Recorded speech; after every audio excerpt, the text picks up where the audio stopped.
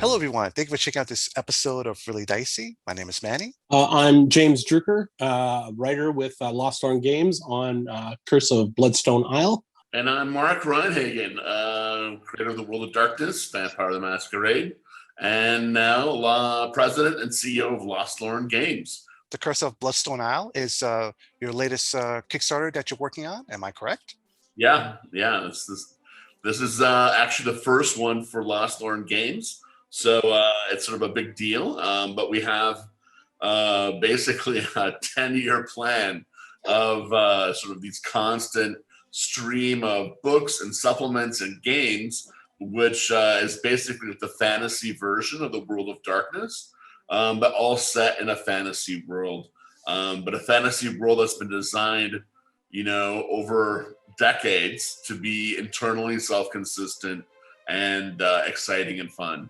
So this is the beginning of what we hope to be a great adventure. Pirates, vampires, and the creator of Vampire the Masquerade is behind this. I can't imagine this. I can't imagine anyone not saying, "Here, have my money." And we have Chekhov's volcano. Yes. Chekhov's volcano is definitely, for me, a big deal. How would you describe the Curse of the Bloodstone Isle exactly?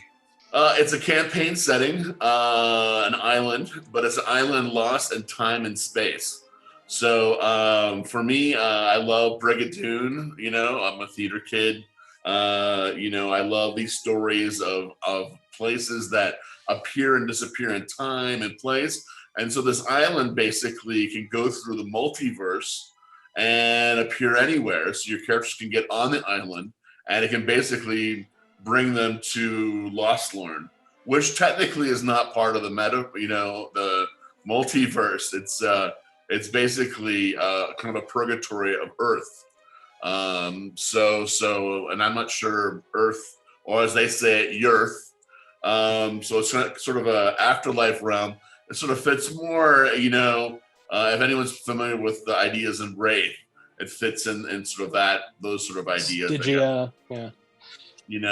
But basically, Bloodstone is just meant to be like the best version of an adventure island that you could possibly do. Like if you had new players who had never played role playing before, like how could you blow them away and have something that will appeal to every single player in your group? And you can do these different terrains and have these amazing adventures. And I think pretty much every great role-playing game has tried to create a setting that does this.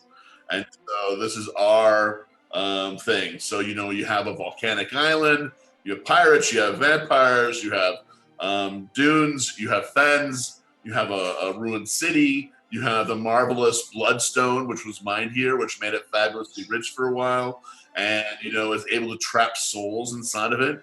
And so you can create weapons that have the shattered souls of people trapped inside of it to give it power. And so you have basically everything that you could want, incredible treasure. And then of course, there's the possibility that the players could maybe get control of the island and use it as a ship at some point.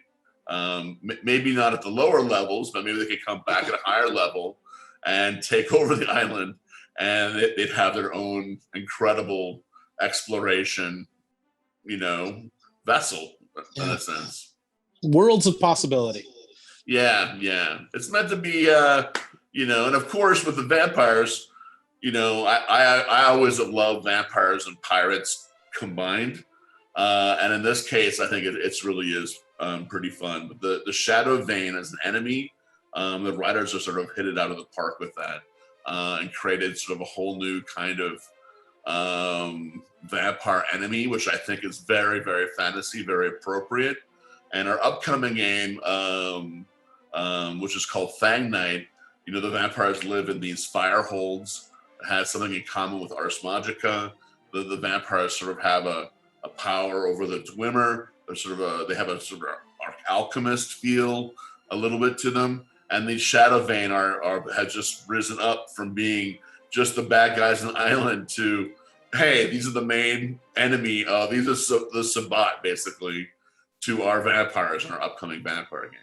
So yeah, it's amazing how working with writers, how one writer's idea in this team can blossom, and it can take over the whole setting. Yeah, we'll speak to that. That's definitely true. I mean, you've got the whole adventure element of the setting that definitely appeals to the D&D crowd. But we've definitely taken a lot of effort to make sure that the very social and politics element of this island and the different factions, which is very much a hallmark of a lot of the storytelling games, is very prevalent in the setting that we've created with Bloodstone Isle as well. And this is medieval fantasy. This is not like modern or sci-fi. Yeah, Renaissance kind of fantasy. Like, say. But musketeers and it's such. medieval too, because the way the world works, there's these different Dwemer. Like there's the Sacra Dwemer, which is the church's Dwemer, and the way that Dwemer works is that gunpowder doesn't work where things are especially strong in terms of the Sacra. Yet where they're more profana or natura or fera, then you can maybe use your guns. So ships all have guns, right? And they have big cannons, but those don't necessarily work very well in the middle of a city, right? So we're near a cathedral. So we're able to sort of have, using this technique, we can sort of layer different historical periods right next to each other. So you have knights in armor with lances and cavalry charges, and yet we can also have Zavanti with 2 pistols shooting it out. But there's strategy in when and where you can use these devices, what you need to be doing, depending on where's the location, and if you have a spinster who can change the Dwemer or not. So who exactly is the Night Queen? Well, there are a lot of secrets and things we don't want to necessarily give away too soon or too quick. But we will hit. But we will hit. Oh, she's one of the people who are vying for power on Bloodstone Isle, and her followers are the Shadow Vein. If I remember correctly, it's Jera is her name, is it not? The Shadow Vein follow her, and she is considered a very dangerous person, and people try not to piss her off, as it were. Interesting. So let's talk about the city that you created here. I believe it's a city called Broken Gallows. What can you tell us about this? What exactly is this how is this town or city put together? Broken Gallows is more. It's a smaller town. The major city is Bleakstone. Broken Gallows is kind of like your just in terms of common parlance, like from the Pirates of the Caribbean movies, it'd be like Tortuga kind of thing. It's where the pirates like to hang out and go, and there's a very interesting kind of code of honor that exists there. Yeah, I love Broken Gallows because it's basically in the back of my head. I've had this idea of Tempest Pirates for a long time, and surrounding Lostlorn and Bloodstone Island is a tempest, which is basically this constant hurricane. These winds so close to the island that the hurricane, you're basically in the eye of a hurricane. And these hurricane winds. And so to go out into the tempest, most people go close to it, but they don't go into it because you could get lost, shipwrecked, or even taken to another world, right? So you don't want to necessarily do that because you have no control. The Tempest Pirates have figured out how to do that, and they go into the tempest to hunt Kraken for food, as well as to find ships on 1,000 different worlds, right? So that's where the pirates have made this their home base, is that you can go to all these different worlds and pirate from everyone, right? Well, it's like a pirate's dream. Like they can go anywhere and steal from anyone. Like how great is that? And then the king's navy can never find them, right? Because they're lost back in the mists. The trouble is, by eating Kraken meat, all the time and surviving on this and using its oil and making their rum from Kraken and all this, is that they've begun poisoning themselves. So a lot of the pirates have these blight diseases where they're beginning to become actually corrupted by the blight. So it's happened so slowly that they haven't really noticed. And so for them, it's natural for people to have, a tentacle for a finger or what have you. But for people visiting, it's quite another thing. So yeah, I mean, basically, I think we've successfully done pirates in a new way, which is very interesting. And at some point, you of course will be able to play a Tempest pirate. Oh, okay. Hopefully, one That'll be slightly fun. affected by the pox, a younger one. But eventually, of course, in all of our games, eventually the blight will overtake you, and you will have blight scars of some kind or another. That's just part of the inherent horror of the setting. Mhm. So our version of sanity is blight. Our version of humanity or rage is called blight. What can players be in this game? Is there other options besides pirates? Yeah, I mean, basically, in this basic thing, you're meant to play it with a D&D 5e.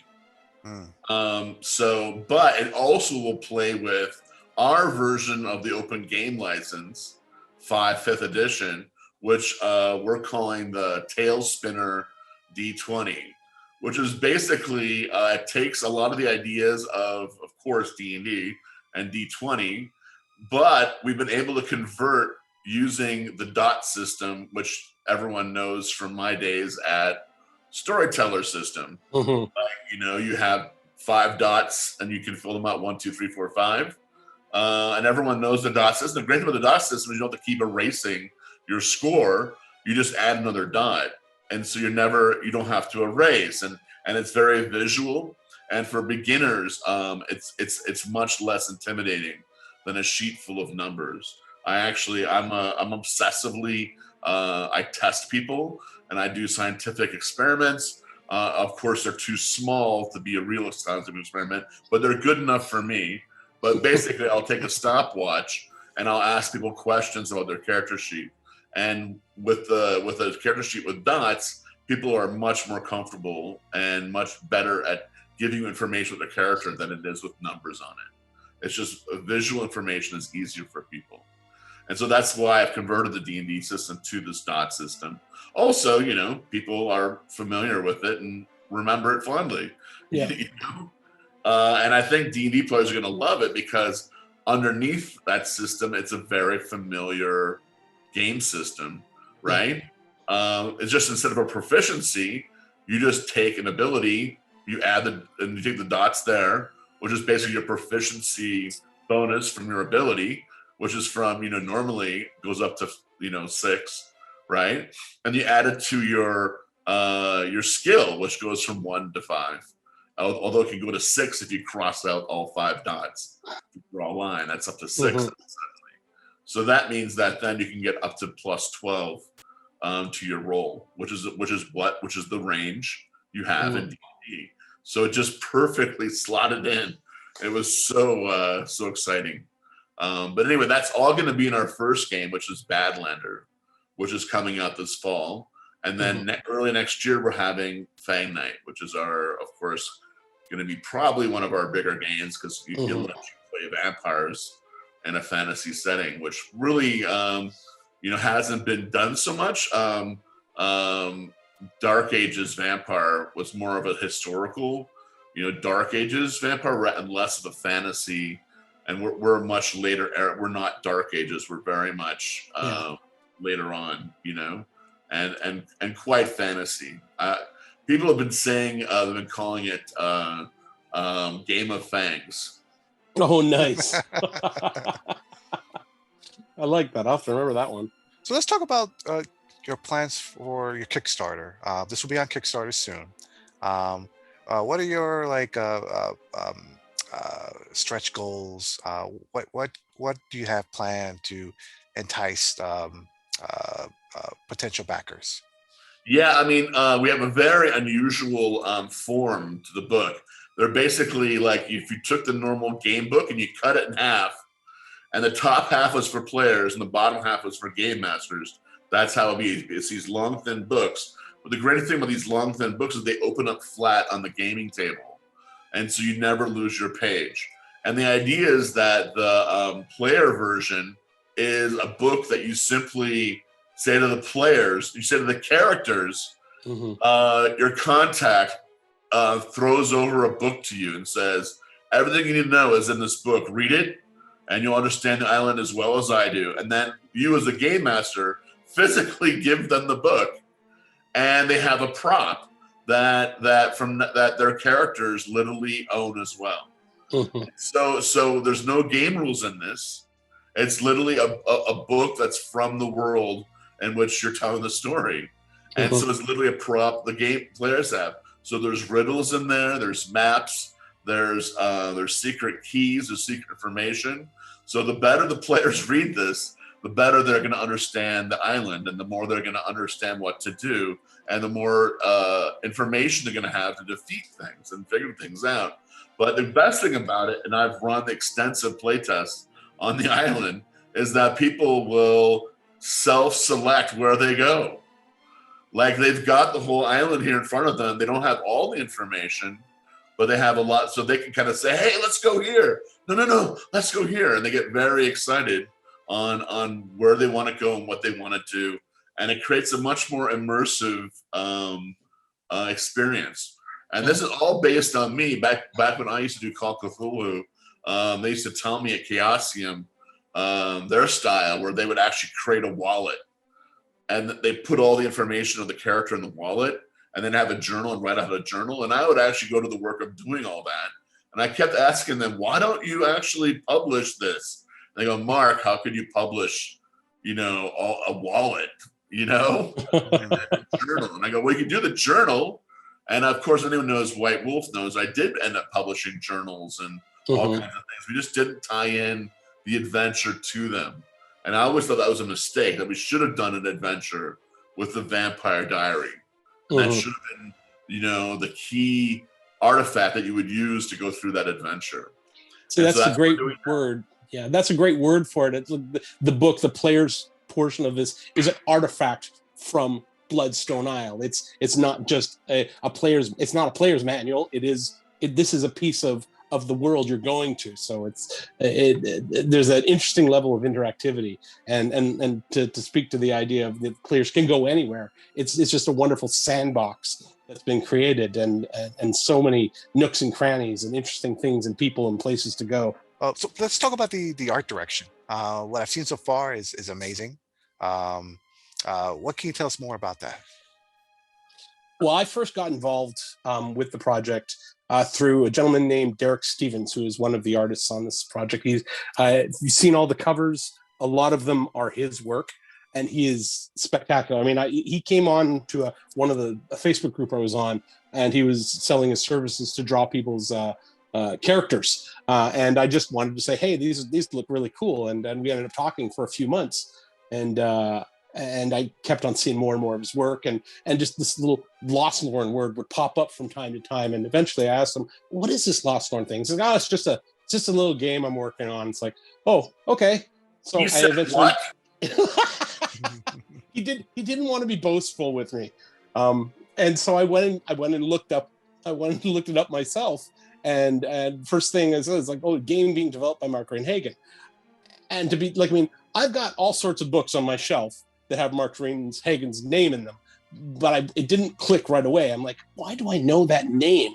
And so I went and looked it up. I'm like, oh my God. And I went right away. I said, why didn't you tell me this is what you're working on? He's like, I don't want to be that guy. Whatever. It's like, go be that guy. This is awesome. And so then he got me in contact with these other people. So my gateway to this game is in a lot of sense the art that got me in. Derek is absolutely spectacular in his work. I have no doubt that Mark will back me up on that fact. So let's talk about the technical aspects of these two books. So how many pages do you envision this being? What chapters? Yeah, they're half-sized books, but they're jammed full of art, and they're like gonna be pretty big, About like 200 pages a piece. more, probably Oh, close. oh, really? Okay. Yeah, Right yeah, on. they're big. That's the problem with those big books is that they don't hold open on the table very well, and then these will very well, which is important for gaming. Yeah. And it's also just a fun size.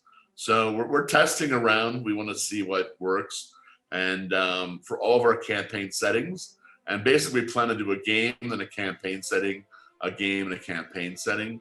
And I believe in campaign settings. Obviously, Chicago by Night, was a kind of a classic, and I want to do one of these for every one of the games. So this is a big deal for us. So we're going to get it right, but it's super premium. We're having linen covers with foil embossed, super premium art paper. I began my career, hand printing funeral notices on a hand typeset printing machine that my dad bought for me. So I'm an old school printing guy. I love books. My dad had more books in his library than the town library. People would come to us to borrow books. I grew up in a house where every wall of every room had bookshelves, and that was a 13-room house with 4 hallways. You can imagine how many, Nice. hundreds Books of everywhere. books. You lived Yeah, in a library. I did, and it was pretty amazing. I could go almost any subject. I go, Dad, do you have fantasy? Do I have fantasy? Here. Dad, do you have anything on engineering? Of course I have engineering. Here. It's just pretty cool So anyway, I love books.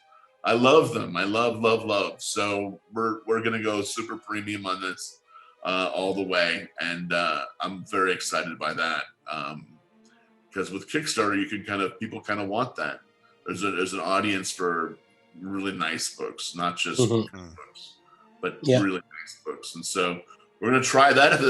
If there's not a huge market for that, then maybe we'll switch. But I'm really hoping there is, that people will pay a little bit extra for super premium, and and we can sort of push that, because I think that's going to help role playing. If someone sees a really cool book with no words in the cover, and our books have no words in the cover, just a cool vampire vampire pirate skull, with linen cover, they're gonna go, what is this? Right? And they're more likely to pick it up. And if they pick the gazetteer that has no game stuff in it, like, anyone can read that. Yeah. And be fascinated. What is this? What world? What is going on here? And they can be drawn into it. And this is what we need in gaming, is that people need to be a little bit less scared by all the game talk and a little bit more drawn in by the worlds. And investment. I think we have fantastic worlds, not just my worlds, but there are some really great worlds in gaming. And my hope is that these worlds can spread and be seen by more people. This is the first book coming out from Lostlorn Games. What is there anything down the pipeline? Anything you might be planning, might be coming up? Badlander. We have 2 main teams right now, and then soon we're gonna have 3 teams. We have basically we are a game cooperative, and I am formally in charge for now, at least. But really, we see ourselves as an educational process where the goal is that people who sort of join up will be taught how to game design, how to create books, how to do art for books, and then someday they can go off and do their own Kickstarters and everything. We're not in no way trying to stop people from doing their own thing. We will applaud them and be happy that they do so. This is not an end sum game where, you got to be loyal to us and no one else. No, this is very much about spreading the knowledge of how to do this stuff. So if anyone out there listening to this wants to learn how to someday do their own game or their own book and then publish it on Kickstarter, join us and we will teach you. We will teach you every facet of it. And when you go off on your own, we will back you 100%. We will tout you. We will do promos for you. We'll be happy for you. and that's part of the thing. So anyway, what we're doing, our second project coming up this fall is Badlander, which is basically like our Badlanders is the slang name for lander, which is sort of like the king's musketeers, the king's explorers who go out in the highlands and the hinterlands and keep away from the lowlands, the peaceful, bucolic lowlands, all the terrors and perils of the outside world. They're mappers, they're explorers, even they are able to dispense justice if there is no local lord. So the Badlanders will serve as the court and jury if required to do so. So basically, it's like D&D adventurers, but you have a purpose. You're part of the society. Like D&D adventurers, I think, don't have enough connection to the world to make for truly powerful storytelling. And powerful storytelling comes from a deep connection to the world and tied into the world and into the politics, and into the good and bad of your setting. And so by being landers, they're deeply tied into the good and the bad of the setting. So, whatever your opinion is of royal families and monarchy, there's good and bad, right? So you can play on that.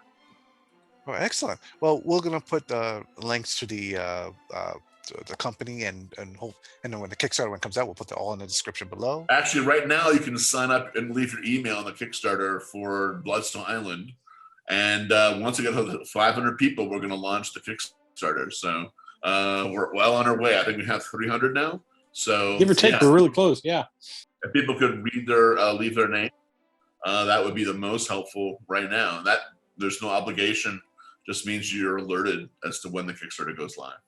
Oh, excellent. Yeah, I'll make sure to have that also in the description below as well. Thank you both for taking the time to talk to us about this exciting game. I'm really looking forward to it. Again, pirates, vampires. I mean, is there where's the anything else? downside? Yeah.